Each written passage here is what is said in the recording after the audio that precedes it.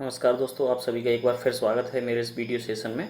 इस मौलिक अधिकारों के अध्ययन की श्रृंखला में ये हमारा 5वां वीडियो है, जिसमें आज हम धार्मिक स्वतंत्रता के अधिकारों का अध्ययन करने वाले हैं। इससे पहले हम समानता के अधिकार, स्वतंत्रता के अधिकार, शोषण के विरुद्ध अधिकार और अब धार्मिक स्वतंत्रता के अधिकार का अध्ययन करने वाले हैं, जो कि कौन कौन से आर्टिकल में हैं। आर्टिकल 25, 26, 27 और 28। ठीक है, अब हम इनका बगैर देर किए स्लाइड लगाते हैं। आर्टिकल 25। आर्टिकल 25 क्या कहता है? धर्म की स्वतंत्रता के अधिकार के अंतर्गत कितने आर्टिकल हैं? 25, 26, 27, 28, 4 आर्टिकल धार्मिक स्वतंत्रता के अधिकार। तो पहला आर्टिकल है 25। तो आर्टिकल 25 क्या कहता है कि आर्टिकल 25 कहता है कि अंतःकरण की और धर्म के अबाध रूप से मानने, आचरण, प्रचार करने की स्वतंत्रता। एक बार फिर से बड़े ध्यान से एक एक अक्षर फोकस करके देखेंगे कि अंतःकरण की और धर्म को मानने की, आचरण करने की और प्रचार करने की। तो ये क्या है? 4 चीज़ें इंक्लूड कर रहा है। पहली तो अंतःकरण की, दूसरे मानने की, तीसरे आचरण करने की और चौथा प्रचार करने की। ठीक है, अब इनको एक एक से देखते हैं। सबसे पहले अंतःकरण। तो अंतःकरण का मतलब ये है कि हम अपने इंटरनली हमें कैसे मानना है ये हम डिसाइड करेंगे। मतलब कोई भी व्यक्ति भगवान के किसी भी रूप को जैसे वह चाहे अपने ढंग से अपने संबंध स्थापित करे। मतलब जिसको वो मानना चाहे, जैसे रूप में अपने ईश्वर को मानना चाहे, वो वैसे रूप में उसे माने। और ये उसकी आंतरिक स्वतंत्रता का अधिकार है कि वो ईश्वर को कैसे मानता है। जैसे कुछ राधा स्वामी और वो जो पुरुष महिला संत बन जाते हैं, तो वो क्या है, वो कृष्ण के लिए राधा के रूप में आ जाते हैं। तो वो उनका इंटरनल मैटर है कि वो आंतरिक रूप से अंतःकरण की स्वतंत्रता है कि वो अपने ईश्वर को किस रूप में मानना चाहते हैं। सखी बाबा जिन्हें बोलते हैं, वो क्या करते हैं कि वो अपने आप को राधा मानने लगते हैं और कृष्ण को अपना प्रेमी। तो इस फॉर्मेट में वो स्वयं अपने आप को राधा के रूप में बदल लेते हैं और वैसा ही श्रृंगार बनाव करके वो कृष्ण को रिझाने की कोशिश करते हैं। तो इस तरीके से क्या है, ऐसे ही अंतःकरण की स्वतंत्रता का ये ऐसा ही उदाहरण है। और अंतःकरण की स्वतंत्रता का मतलब ये है कि आप अपने ईश्वर को किस फॉर्म में पूजना चाहते हैं, कैसे उससे संबंध रखना चाहते हैं, ये आपका निजी निर्णय है, इसमें कोई हस्तक्षेप नहीं कर सकता। ठीक है, तो ये हो गई अंतःकरण की स्वतंत्रता। सेकंड पे जाते हैं, तो वो है धर्म के अबाध रूप में मानने। हमें कैसे मानना है?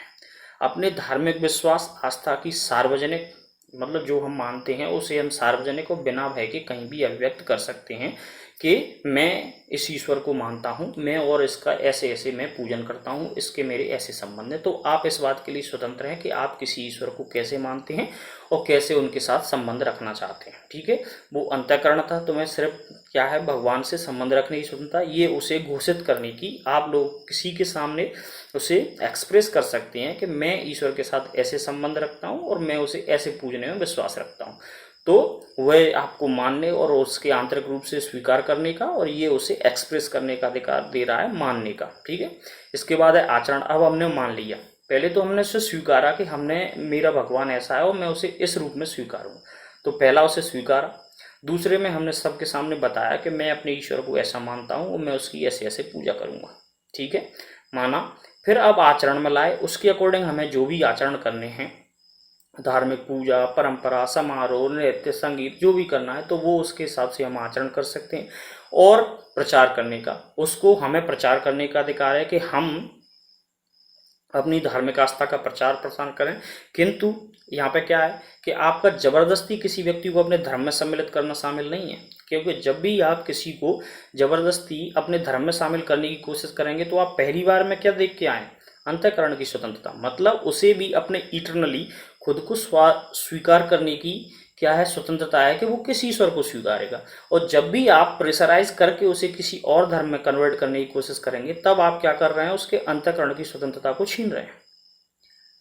ठीक है, तो यहाँ पे क्या है कि आपको प्रचार प्रसार करने की स्वतंत्रता है, लेकिन जबरदस्ती किसी को अपने धर्म में शामिल करने की स्वतंत्रता नहीं है। तो इस तरीके से आर्टिकल 25 के जो चारों अंतःकरण, मानना, आचरण करना और प्रचार करने की स्वतंत्रता को हम देख लिए। अब इसमें कुछ और उपबंध जुड़े हैं, तो उनमें क्या है, जैसे कि हमने पिछले सारे मूल अधिकारों में पढ़ा कि उन पर कहीं ना कहीं निर्बंधन आरोपित किए गए हैं। तो वैसे ही इसमें क्या है कि राज्य को क्या अधिकार है कि वह सार्वजनिक व्यवस्था, पब्लिक ऑर्डर, नैतिकता, स्वास्थ्य और मौलिक अधिकारों के विषयों पर गौर फरमाए और क्या करे, इस बार उनको देखते हुए कि उनके अकॉर्डिंग चल रहा है क्या, उसके अकॉर्डिंग वो इन सारी चीज़ों को ध्यान में रखेगा। कौन कौन सी? नैतिकता, पब्लिक ऑर्डर मतलब सार्वजनिक व्यवस्था, नैतिकता, स्वास्थ्य और मूल अधिकारों को देखते हुए वो क्या कर सकता है, इंटरवेंशन कर सकता है कि धार्मिक आचरण से संबंधित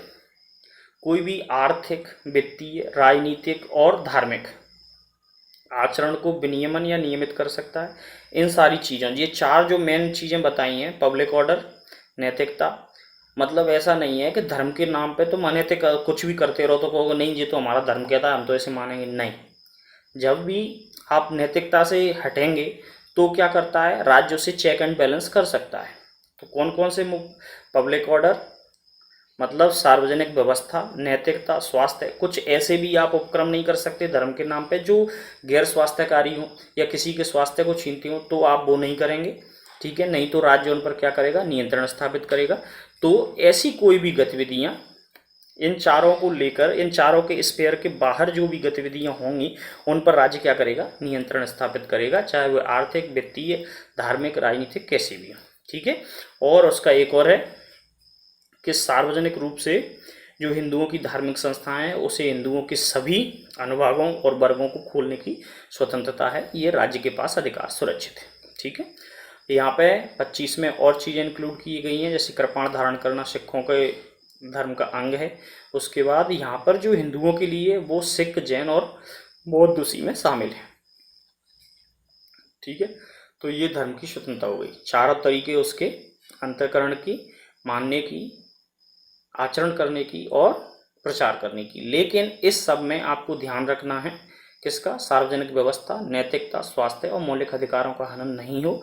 नहीं तो ऐसा होता है तो राज्य आपको चेक एंड बैलेंस कर सकता है, ठीक है। और साथ ही राज्य इस बात की व्यवस्था करेगा कि आप कोई भी धार्मिक, आर्थिक, राजनीतिक रूप से कुछ भी इन चारों से बाहर ना चले जाए, ठीक है।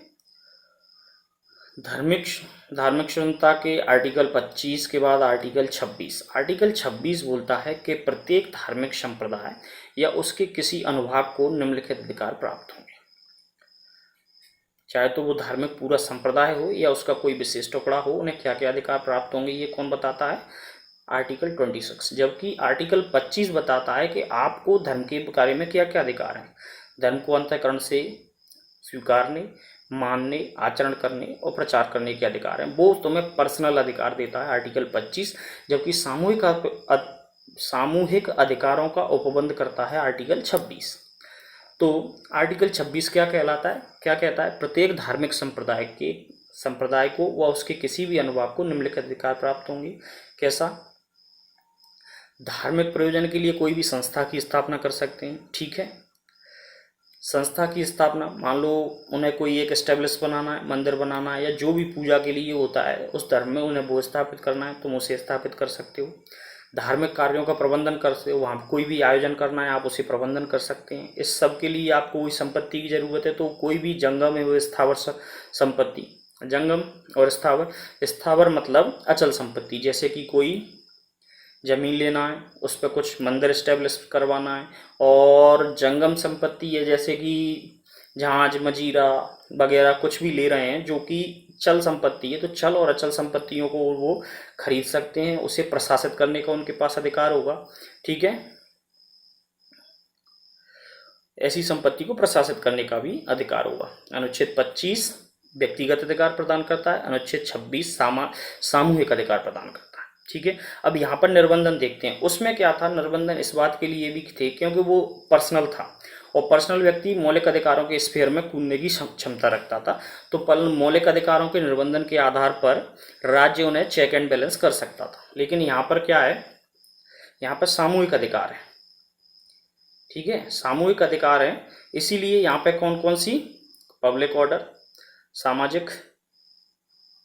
सार्वजनिक व्यवस्था, नैतिकता और स्वास्थ्य के आधार पर राज्य इन पर नियंत्रण लगा सकता है, ठीक है। उच्चतम न्यायालय ने यहाँ व्यवस्था दी है कि धार्मिक संप्रदाय कोई भी संप्रदाय जो कहता है कि अपने आप को नोटिफाई करवाना चाहता है कि मैं एक धार्मिक संप्रदाय हूँ, तो उसके लिए क्या क्या चीज़ें जरूरी होंगी। वहाँ ये है कि वह एक व्यक्तियों का समूह हो जिसका विश्वास एक समान हो, जो उनके अंतःकरण को आत्मिक रूप से तुष्टि प्रदान करने वाला होना चाहिए। एक शर्त, पहली बात कि व्यक्तियों का समूह हो और उनका एक कॉमन विश्वास हो, सभी लोग एक चीज़ को मानते हों और उससे भी आत्मीय संतुष्टि प्राप्त करते हों। दूसरा ये है, एक सामान्य संगठन होना चाहिए, ठीक है, एक ऑर्गेनाइजेशन हो वो और उनका एक स्पेशल नाम हो, तब हम उसे एक संप्रदाय की मान्यता दे देंगे। तो क्या है, जैसे रामकृष्ण मिशन है तो उसे एक हिंदू धर्म के संप्रदाय की मान्यता है, किंतु एक अरविंदो सोसाइटी है जिसे एक संप्रदाय की मान्यता नहीं दी गई है, क्योंकि अरविंदो सोसाइटी जैसे कि औरबिल्लो आश्रम वगैरह में देखते हैं तो वहाँ पे क्या था, वहाँ पे सब किसी को भी मानने, मातृ मंदिर है वहाँ पे और किसी को भी मान सकते हैं, पूछ सकते हैं, उनकी वो अलग लाइफ स्टाइल है, ठीक है। वहाँ वो एक कॉमन वो नहीं है कि कॉमन मिनिमम प्रोग्राम हो कोई भी, कि एक विश्वास, एक भरोसा, एक बल जैसा, ऐसा कुछ नहीं। तो इसलिए उसे संप्रदाय की मान्यता प्रदान नहीं की गई है। इस तरीके से ये आर्टिकल 26 हो गया। इसमें क्या है, सामूहिक अधिकार दिए गए हैं, किसी धार्मिक प्रयोजन के लिए स्थापना और पोषण, उसका प्रबंधन करने, उसके लिए संपत्ति इकट्ठी करने और संपत्ति को प्रशासित करने के अधिकार दिए गए हैं, ठीक है। आगे बढ़ते हैं, आर्टिकल 27। आर्टिकल 27, धर्म की अभिवृद्धि के लिए करों के संदाय से स्वतंत्रता। किसी भी धर्म की अभिवृद्धि के लिए, मतलब उसको बढ़ाने के लिए, कोई भी करों के संदाय से स्वतंत्रता, किसी भी प्रकार का कर नहीं देना होगा, ठीक है।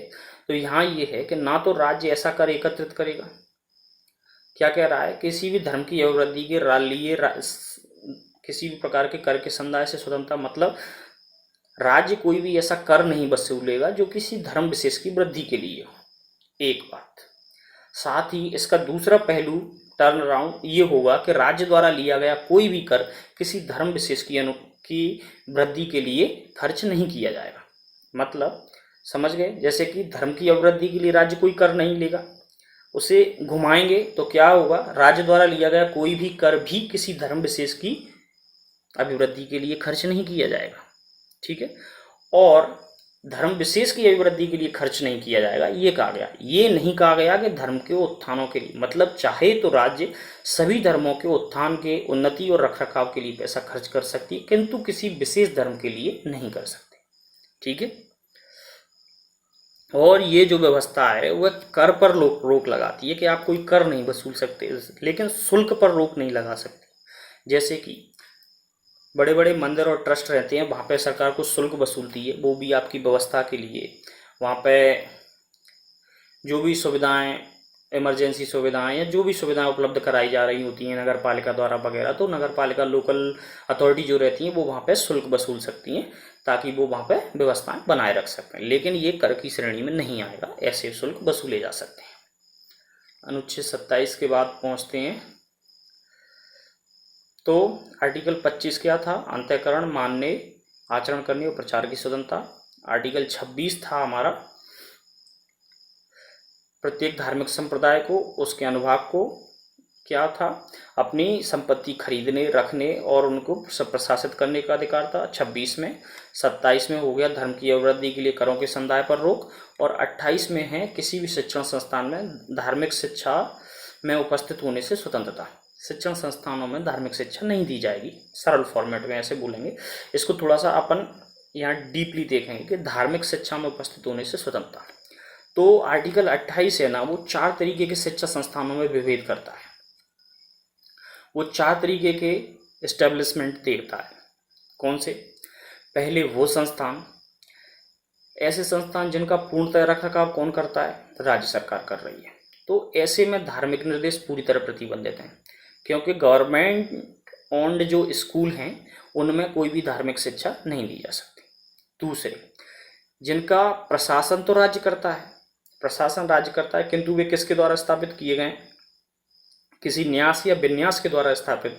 जैसे ट्रस्ट के द्वारा कोई स्कूल बनाए गए हैं, भले ही उनका प्रशासन कौन देख रहा है, गवर्नमेंट देख रही है, लेकिन अगर वो न्यास से स्थापित किए गए हैं तो क्या रहेगा, उनमें धार्मिक निर्देश दिए जा सकते हैं, ठीक है, उनमें धार्मिक शिक्षा की अनुमति रहती है। इसके बाद दो और संस्थान कौन से, एक तो वो जो राज्य द्वारा मान्यता प्राप्त संस्थान है, तो उनमें स्वैच्छिक है कि व्यक्ति चाहे तो धार्मिक शिक्षा दें में उपस्थित रहे, या नहीं चाहता तो वो ना उपस्थित रहे। अगर कोई बालक है तो यदि बालक सहमति देने की स्थिति में नहीं है तो उसके जो केयर टेकर हैं, पेरेंट हैं, गार्जियन है, वो बताएंगे कि हमारा बच्चा इसमें शामिल होगा, अन्यथा नहीं होगा। तीसरी ऐसे संस्थान जो राज्य द्वारा वित्तीय सहायता प्राप्त करें, पहले तो मान्यता प्राप्त करते हैं, दूसरे वित्तीय सहायता प्राप्त करते हैं। तो जो वित्तीय सहायता प्राप्त करते हैं उनमें भी यही फॉर्मेट है कि स्वेच्छा के आधार पर है, यदि बच्चा चाहे धार्मिक शिक्षा लेना तो वो उसमें बैठे, अन्यथा वो उससे स्वतंत्र रहेगा। और बच्चे की जगह इसकी सहमति कौन देगा, उसके पालक देंगे। ठीक है, इस तरीके से आर्टिकल 28 खत्म हुआ और हमारे धार्मिक स्वतंत्रता के अधिकार का यहाँ समापन होता है। मिलेंगे नेक्स्ट वीडियो में, तब तक के लिए धन्यवाद।